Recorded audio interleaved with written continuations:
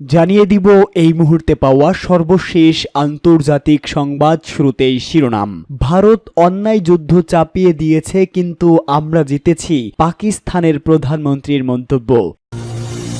এরপরেই জানাবো ভারত ও পাকিস্তানের প্রথম সেনা বৈঠকে যে সিদ্ধান্ত হলো। এদিকে মোদি বিশ্বের সবচেয়ে বড় সন্ত্রাসী বলে পাকিস্তানের মন্তব্য।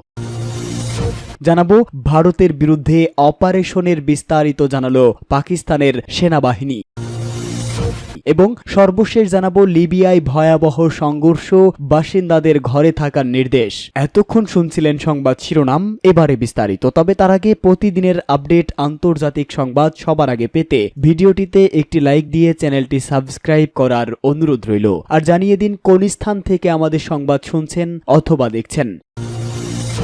ভারত অন্যায়ভাবে যুদ্ধ চাপিয়ে দিয়েছে, কিন্তু আমরা জিতেছি, পাকিস্তানের প্রধানমন্ত্রী শেহবাজ শরীফ। ভারতের বিরুদ্ধে অপরচিত ও অন্যায় যুদ্ধ পাকিস্তানের উপর চাপিয়ে দেওয়ার অভিযোগ এনেছে এবং দাবি করেছে যে এই যুদ্ধে পাকিস্তান জয়লাভ করেছে। সংবাদ মাধ্যম আজার নিউজ এর প্রতিবেদনে তথ্য প্রকাশিত হয়। জাতির উদ্দেশ্যে দেওয়া ভাষণে শরীফ বলেন, ভারত খোলাখুলি হামলা চালিয়েছে, কিন্তু আমরা দৃঢ়ভাবে প্রতিরোধ করেছি। তাদের ঘাঁটি ও অস্ত্রাগার ধ্বংসস্তূপে পরিণত হয়েছে। তিনি আরো হুঁশিয়ারি দিয়ে বলেন, কেউ যদি পাকিস্তানের স্বাধীনতাকে চ্যালেঞ্জ করে তবে দেশ রক্ষায় আমরা যে কোনো কিছু করতে প্রস্তুত। প্রধানমন্ত্রী পাকিস্তান সেনাবাহিনীর পেশাদার প্রতিক্রিয়ার প্রশংসা করে বলেন, ভারতের লজ্জাজনক পদক্ষেপের জবাব তারা দক্ষতার সঙ্গে দিয়েছে। যুদ্ধবিরতিতে ভূমিকা রাখার জন্য তিনি সেনাবাহিনী প্রধান অসীম মনির এবং মার্কিন প্রেসিডেন্ট ডোনাল্ড ট্রাম্পের প্রশংসা করেন। শরীফ বলেন, আমাদের হামলায় শত্রুর বিমান ঘাঁটি ও গোলা বারুদ ধ্বংস হয়েছে। তাদের রাফাল যুদ্ধ বিমান আমরা ভূপাতিত করেছি। এটি পাকিস্তানের জনগণের বিজয়। এর আগে ভারতের পররাষ্ট্র সচিব বিক্রম মিশ্রি পাকিস্তানের বিরুদ্ধে যুদ্ধবিরতি লঙ্ঘনের অভিযোগ তুলে তা বন্ধ করার আহ্বান জানান। তবে শেহবাজ শরীফ তার বক্তব্যে এ বিষয়ে কোনো মন্তব্য করেননি। ভারত ও পাকিস্তানের প্রথম সেনা বৈঠকে যে সিদ্ধান্ত হলো।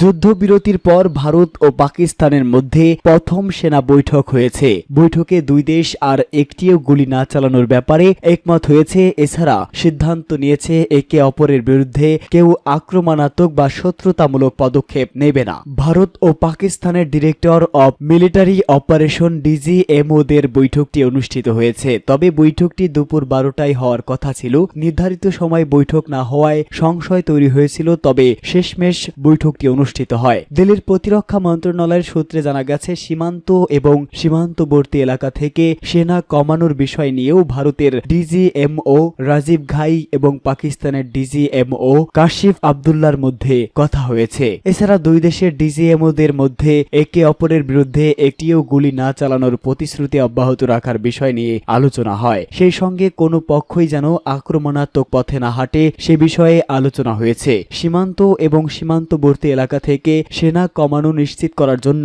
তাৎক্ষণিক ব্যবস্থা গ্রহণের বিষয়েও উভয় পক্ষ একমত হয়েছে। পাকিস্তানের প্রভাবশালী পত্রিকা ডন জানিয়েছে, প্রায় 45 মিনিট স্থায়ী হয় এই বৈঠক। তবে বৈঠক শেষে এই সম্পর্কে কোনো দেশি বিবৃতি দেয়নি। মোদি বিশ্বের সবচেয়ে বড় সন্ত্রাসী বলে পাকিস্তানের মন্তব্য। ভারতের প্রধানমন্ত্রী নরেন্দ্র মোদীকে বিশ্বের বড় স্বীকৃত সন্ত্রাসী বলে মন্তব্য করেছেন পাকিস্তানের প্রতিরক্ষা মন্ত্রী খাজা মোহাম্মদ আসিফ। বিশ্বে সন্ত্রাসবাদ ছড়ানোর জন্য ভারতকে দায়ী করেছেন তিনি। আসিফ বলেন, ভারত সন্ত্রাসবাদদেরকে বিশ্বের বিভিন্ন স্থানে নিয়ে গেছে। কানাডার মতো দেশেও ভারত এই ধরনের কার্যক্রমে জড়িত। এই তথ্য জানিয়েছে পাকিস্তানি সংবাদ মাধ্যম দ্য ডন। ডন জানায়, পাকিস্তানের প্রতিরক্ষা মন্ত্রী খাজা আসিফ ভারতের প্রধানমন্ত্রী নরেন্দ্র মোদীকে আক্রমণ করে বলেছে, বিশ্বের সবচেয়ে বড় স্বীকৃত মোদী সরকার। জিও নিউজকে দেওয়া এক সাক্ষাৎকারে তিনি বলেন, ভারত শুধু নিজ দেশে নয় বিদেশেও ঘৃণাত্মক কর্মকাণ্ড ছড়িয়েছে। তারা কানাডায় গিয়েও শিখ নেতাদের টার্গেট করেছে। সাম্প্রতিক ভারত পাকিস্তান সামরিক উত্তেজনার মধ্যে দেওয়া এক সাক্ষাৎকারে খাজা আসিফ দাবি করেছে, পাকিস্তান কূটনৈতিক, সামরিক ও মনস্তাত্ত্বিক সব দিক থেকেই সাফল্য পেয়েছে। এবার পাকিস্তান সন্ত্রাসবাদের বড় শিকার। ভারত দীর্ঘদিন ধরে পাকিস্তান অস্থিতিশীলতার সৃষ্টির জন্য নিষিদ্ধ জঙ্গি সংগঠনগুলোকে ব্যবহার করছে। মোদী সাম্প্রতিক টেলিভিশন ভাষণের প্রসঙ্গ টেনে খাজা আসিফ বলেন, মোদীর কথাবার্তায় পরাজয়ের ছাপ স্পষ্ট। কাশ্মীর ও সন্ত্রাসবাদ নিয়ে আলোচনার দরজা এখনো খোলা আছে। এই স্বীকারোক্তি মোদী দিয়েছে এটি পাকিস্তানের জন্য আশাবাদী হওয়ার মতো কিছু। ভারতের বিরুদ্ধে অপারেশনের বিস্তারিত তথ্য জানালো পাকিস্তান। ভারতের বিরুদ্ধে পরিচালিত অভিযানের বিস্তারিত জানিয়েছে পাকিস্তান। দেশটি জানিয়েছে ভারতের বিরুদ্ধে 19 দিন ব্যাপী হামলা চালানো হয়েছে। এসব হামলায় ক্ষয়ক্ষতি ও নিশানার বিষয়েও তুলে ধরেছে দেশটি। জিও নিউজের এক প্রতিবেদনে এই তথ্য জানানো হয়েছে। পাকিস্তানের আন্তঃবাহিনী জনসংযোগ পরিদপ্তর এক বিবৃতিতে 22 এপ্রিল থেকে 10 মে পর্যন্ত 19 দিনব্যাপী ভারতের সঙ্গে সামরিক সংঘাতের বিস্তারিত তথ্য প্রকাশ করেছে। এই সংঘাতকে আনুষ্ঠানিকভাবে মার্কা-ই-হক সত্যের যুদ্ধ নামকরণ করা হয়েছে, যা ভারতের আত্মঘোষিত সামরিক গর্বকে চূর্ণ করেছে বলে দাবি করেছে পাকিস্তান। আইএসপিআর এর বিবৃতি অনুসারে 10 মে পরিচালিত বুনিয়ান ও মারসুস অভিযান ছিল 7 ও 6 মে মধ্যরাতে ভারতীয় সামরিক বাহিনীর আক্রমণের প্রতিক্রিয়ায়। ভারতের এই আক্রমণে নিরীহ পাকিস্তানি নাগরিক, নারী, শিশু এবং বয়স্কদের প্রাণহানি ঘটে। আইএসপিআর জানিয়েছে পাকিস্তান ভারতের এই নৃশংস হামলা ও নাগরিক হত্যার বিচার ও